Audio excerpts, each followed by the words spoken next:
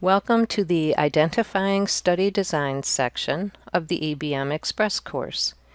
EBM Express is designed to build your understanding of evidence-based practice in short, manageable blocks of content. In this module, we will describe the types of studies found in medical literature and list other article types that are not studies. The basic types of studies include case reports or case studies, trials, systematic reviews, and meta-analyses. Opinions, editorials, and responses to opinions or editorials get a mention here as well. These are articles put forth by experts in the field, and while these are not study types, you will see them in the medical literature. There are two types of studies, descriptive or observational, and evaluative or interventional. In observation studies, individuals are observed and certain outcomes are measured with no attempt to affect the outcome. Examples include case reports or case studies, case series, cohort studies, and case control studies.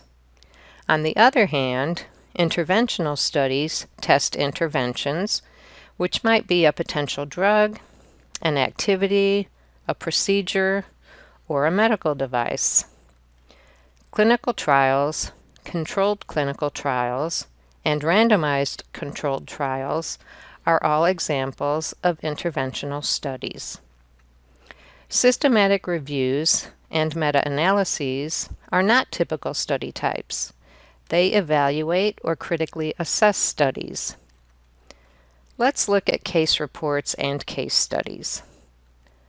Both case reports and case studies have detailed descriptions of a single case. They may consist of an unusual presentation of a disease or disorder, an adverse or unexpected response to a treatment, an atypical combination of health conditions, or a proposed theory or practice based on a clinical situation. This is an image of the top of a research article that shows the title, authors, and abstract sections of a case report. It describes a patient with tubercular meningoencephalitis with transverse myelitis, which is rare. A case series is similar to a case study or case report, but it involves a group of individuals with a similar diagnosis or undergoing the same procedure over a certain period. Case series are appropriate for describing new treatments, previously unknown medication, adverse events, or rare diseases. Next, let's look at the cohort study. Cohorts are defined populations that are followed to find distinguishing subgroup characteristics. A cohort study follows people with a certain condition or who are receiving a particular treatment over time. It compares the study group with another group unaffected by the condition. This image shows the title, authors, and abstract of a research article describing a cohort study. The defined population in this study is women with endometriosis. A case control study does not follow people over time. It begins with the outcome. Researchers choose people with a particular result and either interview the groups or check their records to ascertain their different experiences. Then they compare the odds of having the experience with the outcome to the odds of having the experience without the outcome. This image shows the beginning of an article that includes the title, authors, and abstract of a case control study. In this study, researchers tested a tool to predict the risk of falls in older people. Now let's move on to trials. Clinical trials report on the results of a clinical study in which participants are assigned to receive one or more interventions, which are evaluated on biomedical or health-related outcomes. The assignments are determined by study protocol, and the trial tests how well new medical approaches work in people. These can be screening or prevention, diagnosis, or treatment. This image shows a clinical trial research article's title, author, and abstract. This clinical trial tested a treatment for COVID-19 patients by giving either the medication or a placebo to vaccinated and unvaccinated patients. A controlled clinical trial has one or more test treatments and one control treatment. It contains specified outcome measures for evaluating the intervention and a bias-free method for assigning patients to the treatment.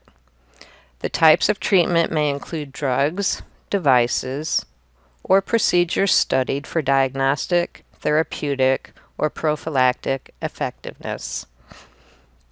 The control measures may consist of placebos, active medicine, no treatment, dosage forms or regimens, historical comparisons, and more.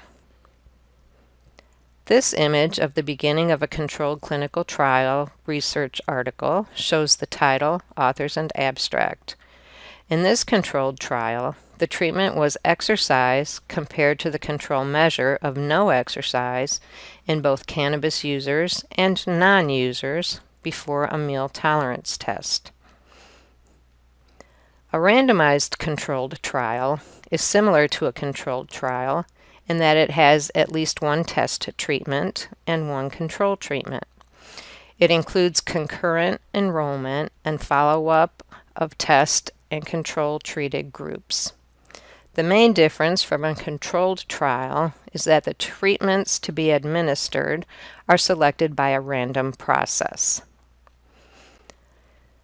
This image of the beginning of a randomized controlled trial research article shows the title, authors, and abstract. In this randomized controlled trial, clinics were randomly assigned to usual care or a health literacy-directed lifestyle intervention. Lastly, we will look at evidence synthesis. Systematic reviews and meta-analyses evaluate or critically assess studies. Unlike a traditional literature review, a systematic review is an assessment and evaluation of all studies that address an issue. A systematic review starts with a clearly articulated question and uses explicit and rigorous methods. It includes a description of how primary data sources and articles are found and selected for inclusion. It critically appraises the found evidence by assessing their validity, reliability, and other measures of quality. Finally, a systematic review combines and analyzes the results of this evidence to synthesize it into an evidence-based review. This image shows the title, authors, and abstracts of a systematic review article. In this systematic review, all of the randomized controlled trials on vitamin D and insulin-dependent diabetes up to a specific date were assessed for evidence that vitamin D supplementation has lasting effects on beta cell preservation or glycemic control.